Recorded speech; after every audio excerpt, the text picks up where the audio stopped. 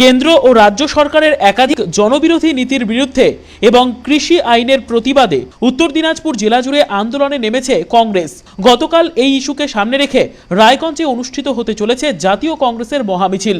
কংগ্রেসের দাবি, এই মহামিছিলে নেতৃত্ব দেবেন প্রদেশ কংগ্রেসের সভাপতি তথা লোকসভার কংগ্রেস দলনেতা অধীর রঞ্জন চৌধুরী। এছাড়াও উপস্থিত থাকবেন জেলা কংগ্রেসের সভাপতি মোহিত সেনগুপ্ত সহ জেলা কংগ্রেসের অন্যান্য নেতা এবং কর্মীরা। কংগ্রেস সূত্রের খবর, আগামীকাল দুপুর 1টায় রায়গঞ্জের জেলখানা মোড়ে সমস্ত কংগ্রেস নেতাকর্মীরা জমায়েত হবেন। সেখানে এসে উপস্থিত হবেন প্রদেশ কংগ্রেসের সভাপতি অধীর রঞ্জন চৌধুরী। জেলখানা মোড় থেকে শুরু হবে এই মহামিছিল। সারা শহর পরিক্রমা করে মূল রাস্তা ধরে সেই মহামিছিল গিয়ে শেষ হবে শিলিগুড়ি মোড়ে। এই মহামিছিল থেকে জনসংযোগের প্রয়াস নেবেন অধীর রঞ্জন চৌধুরী। সাধারণ মানুষের সাথে কথা বলে তাদের অভাব অভিযোগ শুনবেন তিনি, এমনটাই কংগ্রেস সূত্রের খবর। এই উপলক্ষে জোর কদমে রায়গঞ্জ শহর জুড়ে শুরু হয়েছে প্রচার কর্মসূচি। শহরের আনাচে কানাচে পোস্টার ব্যানারে ছেয়ে গিয়েছে। এ বিষয়ে এদিন সংবাদ মাধ্যমের মুখোমুখি হন জেলা কংগ্রেসের সভাপতি তথা রায়গঞ্জের বিধায়ক মোহিত সেনগুপ্ত। তিনি জানিয়েছেন, এই মিছিল ঘিরে জনজোয়ার তৈরি হবে রায়গঞ্জে। প্রায় 10 থেকে 15 হাজার মানুষের সমাগম হবে বলে আশাবাদী মোহিত সেনগুপ্ত। পাশাপাশি শৃঙ্খলা মেনেই কংগ্রেস নেতাকর্মীরা মিছিল করবে।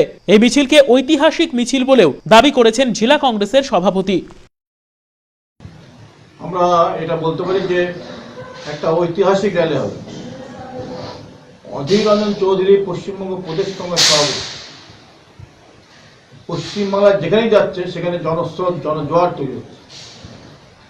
আমাদের তার থেকেও বেশি জনজোয়ার তৈরি হবে কালকে রায়গঞ্জ শহরে, যেটা 20,000 লোকের জমায়েত হবে কালকে। 15 থেকে 15,000 লোকের র্যালি করা একটা বিরাট ব্যাপার।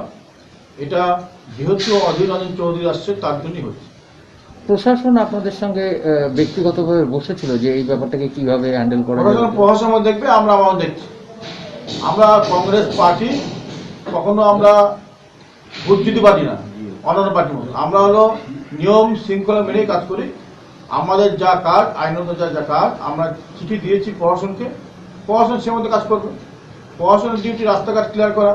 একটা অধীর রঞ্জন চৌধুরী একটা জেট ক্যাটাগরির লোক আসছেন, নেতা আসছেন, এবং লোকসভায় কংগ্রেস দলের নেতা, এবং তিনি আসছেন, তার জন্য তো প্রশাসন দেখবে। এবং সে আসছে রায়গঞ্জ শহরে, তার দেখার দায়িত্ব প্রশাসন সম্পর্ক। আমরা আমাদের দেখার দায়িত্ব আছে, আমরা ডিসিপ্লিন হতে মিছিলটা করবো এবং কারো মানে স্বার্থ বিঘ্নিত করবো না, কাউকে অসুবিধা করবো না। আমরা জনজোয়ার ভেসে যাবে জেলখানা মোড় থেকে শেষ হবে শিলিগুড়ি মোড়ে। সেখানে আমাদের সম্মানীয় অধীর রঞ্জন চৌধুরী আমাদের কিছু কথা বলবেন, যারা আসছেন তাদের উদ্দেশ্যে, জেলাবাসীর উদ্দেশ্যে, রায়গঞ্জবাসীর উদ্দেশ্যে বলবেন, এবং দেশের এবং রাজ্যের যে ভয়ঙ্কর পরিস্থিতি সেই কথাগুলো তুলে ধরবেন উনি। দল ভাঙনের যে একটা কর্মসূচি চলছে, তাহলে কংগ্রেসে কি কিছু জয়েন করবে কালকে, এরকম কোনো বার্তা দেবেন?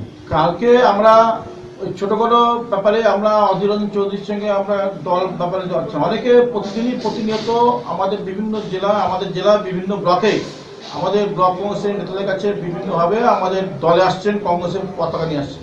আমরা পরশুদিনই আমরা এখানে একটা মিটিং করে সুরনপুরতে, ছোট্ট একটা অঞ্চল, সেখানে 5,000 লোকের জমায়েত হচ্ছিল, এবং সেখানে 2,000 বিজেপি এবং তৃণমূলের কংগ্রেসের লোকেরা আমাদের হাতে পতাকা তুলে কংগ্রেস আসছে।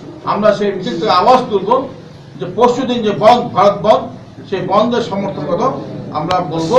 ইতিমধ্যে আমাদের কংগ্রেসের নেতা এবং প্রদেশ সভাপতি অধীর রঞ্জন চৌধুরী এই বন্ধকে কংগ্রেস সমর্থন করেছে, পাশাপাশি বামফ্রন্ট এই বন্ধকে সমর্থন করেছে। আমরা তাই মিছিল থেকে বন্ধকে সমর্থনের জন্য আমরা স্লোগান তুলব। হীরক মুখার্জির রিপোর্ট, কুলিক নিউজ, রায়গঞ্জ।